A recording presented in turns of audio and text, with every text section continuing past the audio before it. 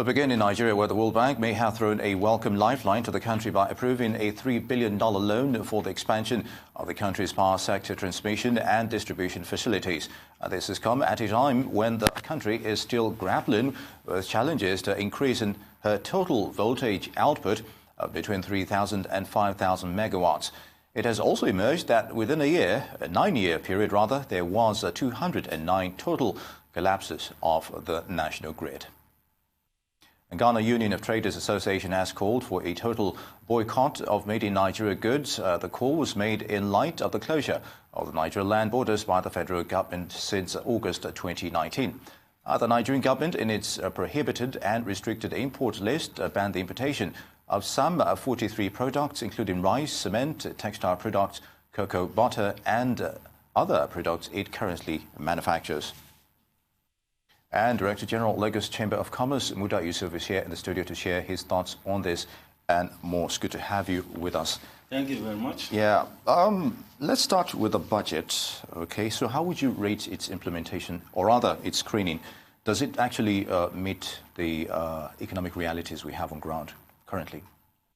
Well, the way the budget is structured, first, if you look at the key assumptions of the budget, they look generally okay, not too different from what we have had in the past. Of course, some elements of it we may have to interrogate, particularly the aspect that has to do with the exchange rates with which we convert our dollar revenue into naira for the Federation account. All right. We have in there an assumption of 305 naira to the dollar. For me, at the time when we are complaining about issues of revenue, when we are talking about issues of high fiscal deficit and all of that, I think it's understating the revenue in itself. If we are saying that we are using a 305 naira to convert our dollar revenue into naira for the Federation accounts, I think that is a major assumption that needs to be reviewed. It's very difficult to justify. I don't know why we have done that for so many years. And if you look at the medium-term expenditure framework, from now till the next 3 or 4 years, it's still the same assumption of 305. Okay. I don't think that is proper.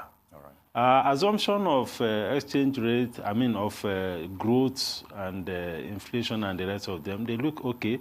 Oil output, of course, we have issues, a bit volatile in terms of ups and downs, in terms of the downtime that we have in the oil sector, pipeline vandalization and all of that.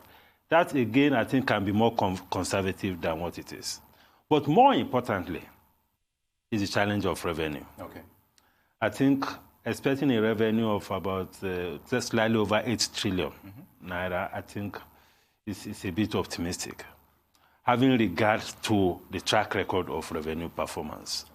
If you look at the 2018, for instance, revenue performance was about 45 or 50. So you can imagine when you have a revenue projection and you have a shortfall of about 50% in revenue. Yeah.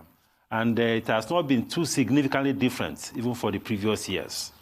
So if you are not able to meet the revenue target, which was slightly over 7 trillion at that time, and we are now projecting a revenue of about 8.3 trillion this time. So that is a major issue because the expenditure, rather than even being scaled down or bringing, it's going up, it's increasing because we have a budget of about 10.3 trillion. So the revenue issue is a major problem, and this has been a recurring issue even with the government. Okay. The government has said it severally that it has a major revenue challenge.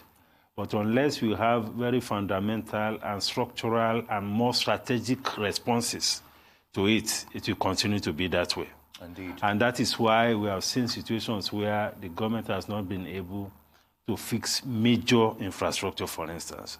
Because one of the major expectations of the citizens from government is to ensure that, of course, you have security and you also provide infrastructure, particularly infrastructure components that it's not easy for the private sector to just jump into. So the government has a responsibility to do that. All right. And unless we do that, it will be very difficult to get the economy to be fully back on track particularly in the area of productivity, in the area of production, in the area of making the economy competitive.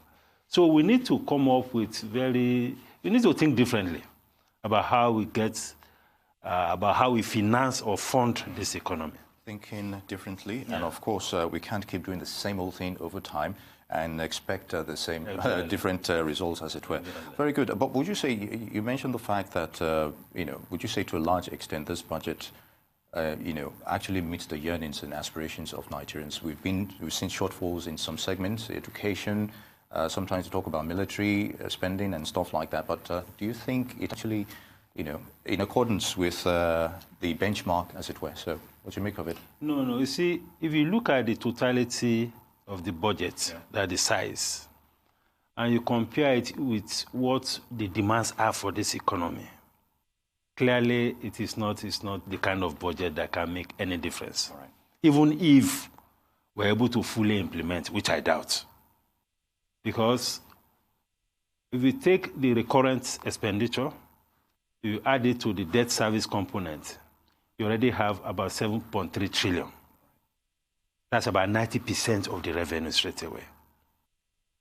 So we are having a budget where the bulk of the expenditure is actually on recurrent, basically. So if you have that kind of budget, that means when you talk about meeting the yearnings of the people, there's very little you can do within the scope of that resource constraint. Yeah. So unless we have a policy framework that complements the budget in a way that you can get some other forms of financing, possibly from the private sector, to fill some of these gaps, we are not likely to see any major impact in terms of what the budget, because the gap is huge in terms of the deficit that we have, both in the physical infrastructure space, in the social infrastructure space, education, security, and all of those. The gaps are huge. Very good. Now let's go to the border closure effect, as it were. Now Ghana is thinking about boycotting Nigeria's, made in Nigerian goods, and of course the flow of movement of goods and services between Nigeria and Ghana, of course. So will that hurt Nigeria in any way, despite the fact that her borders are closed? Well, the proposal or the idea of the Ghanaians boycotting Nigerian products, I don't think it will significantly hurt Nigeria. But what I think could be an issue for us is the whole idea of closing the land borders completely. Because a lot of economic activities thrive across borders. A lot of economic activities thrive along the land borders. 90%, close to 90% of the trade within the sub-region takes place by road. So if you are closing the land border, that means you are shutting completely the trade within the sub-region. Sure. And first, we have quite a number of informal sector traders, that do a lot of businesses along the West African, along the borders. Not just Seme and Idiroko. A lot is happening also in the northern part of the country. And it's not just about bringing things into the country. It's also about exports. Quite a number of agricultural products, grains, onions, and the like are exported. Quite a number of our manufactured products produced here in Nigeria, a lot of them are also exported. And we have a lot of traders that come from the neighboring countries to buy things here. Quite a number of things that we even import into this economy are also re-exported into the West African sub-region, because in many ways, Nigeria is the commercial hub of the sub-region. Very good. Commercial hub of the sub-region. Yes. Now, Ghana's proposal, if it goes through, as it were, and Nigeria's border closure, doesn't this go, against the spirit of ECOWAS as a bloc in itself? And of course, we being a signatory to the African Free Trade Agreement. So what do you make of it? You see, over time, there has been flagrant violation and breaches of ECOWAS protocol. All right. By Nigeria and by many other countries. Okay. If you talk to business people that do business across the sub-region, they will tell you the tales of woes, of what they go through doing business across the sub-region. Starting from Benin to Togo to sometimes Ghana, Cote d'Ivoire, and Senegal, and the rest of them. Yeah. So there has not been sufficient commitments politically to the spirit of economic integration in the sub-region, to start with.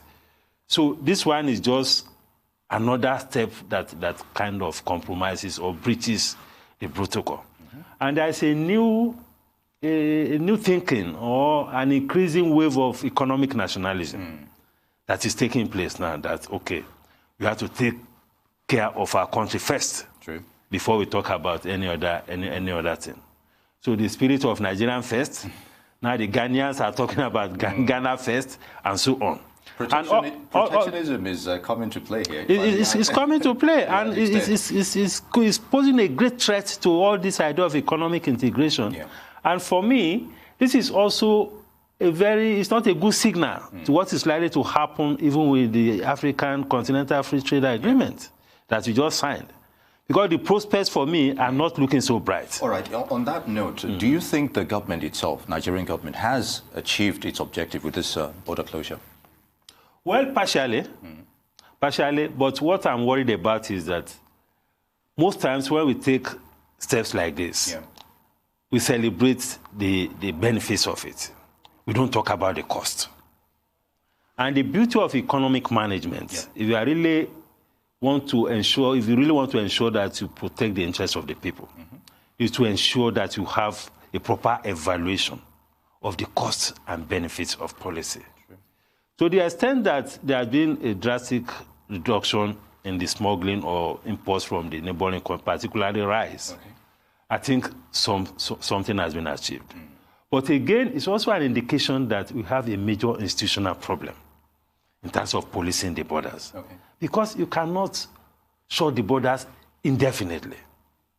So if you close the border and suddenly there's a change in terms of compliance, that means that the capacity, the institution to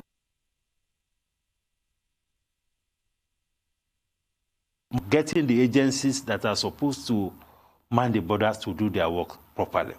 Secondly, we need to deal with policy problem. When your tariffs is too high, it creates this kind of problem. Because we are talking about relativity of prices now. If you create too much incentives in terms of the disparity in prices between domestic price and international or border prices, you have a big problem. Very good. So we need to deal with the issues of tariffs. All right. Secondly, we need to deal with the issue of the structure of the economy. We need to make the economy much more competitive. Because this is about production, this is about competitiveness. If the cost of production continues to be high, no matter how much or how long we close the border, we continue to have this kind of problem. All right, very good. Mr. Muda Yusuf, on that note, I'd like to thank you very much for your thoughts on those issues. Good to have you.